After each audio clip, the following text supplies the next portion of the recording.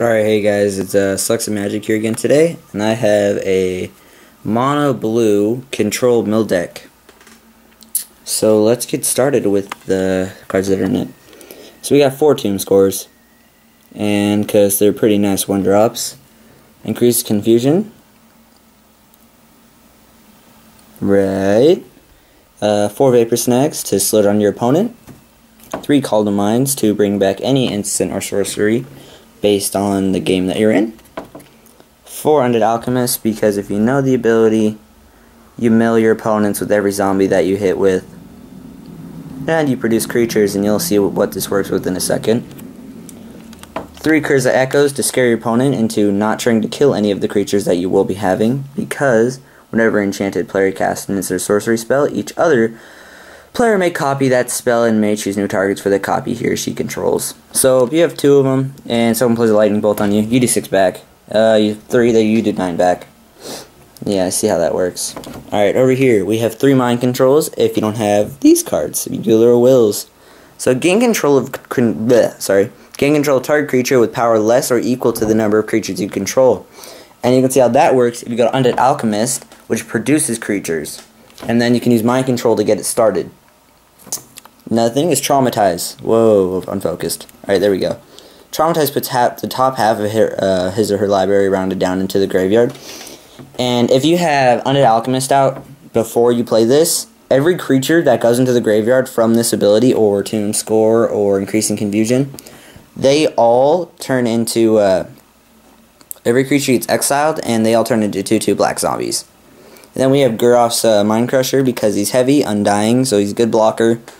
He's a good blocker and he's undying, so he comes back and he can do a max of 10 mil. So that's really nice.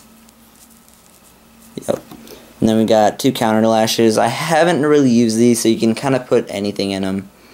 But it's kind of nice if someone plays a sorcery, that means you get to play a sorcery, right? You get to play a sorcery if they play a sorcery. And the same thing would work for Increased Confusion. I don't really know how that would work with X. Maybe it's just like the 1 mana plus whatever they've tapped. I'm not exactly sure, but yeah, that's how that would work. Then you have 3 Ponders, because you like to look at your cards. Interesting thing about Ponders, they can be switched out with, what I like is 5 different cards, whatever your preference is. An Unsummon, let's just put you there.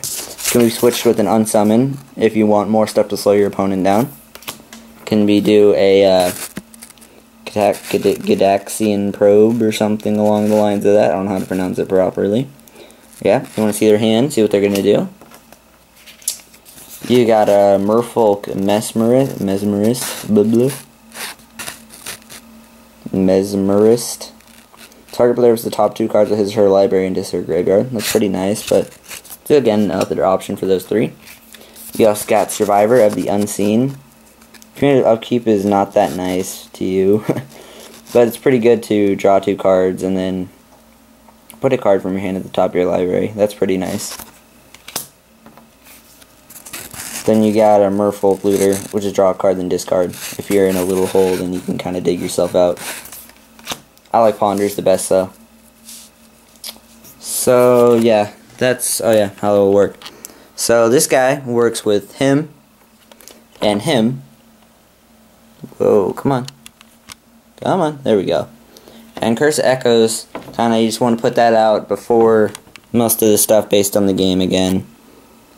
But it'd be better to play all your, your mill shit after you have your Increasing Confusion out. And not after you have your Undead Alchemist out. Increasing Confusion is gonna be played later in the game anyway, because you're not gonna want to just mill 3 cards. You're gonna want it to be like 20. No, not 20, but you know what I mean. Like 7, at least.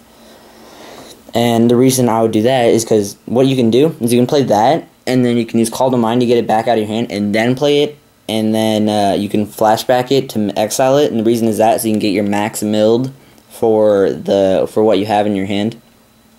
So I like to do that, or Traumatize. And again, the reason I have 2 is because it goes from 30 to 15 to 8. And when you start milling 8 cards, it's kind of like, what's the point for 5 mana, honestly? But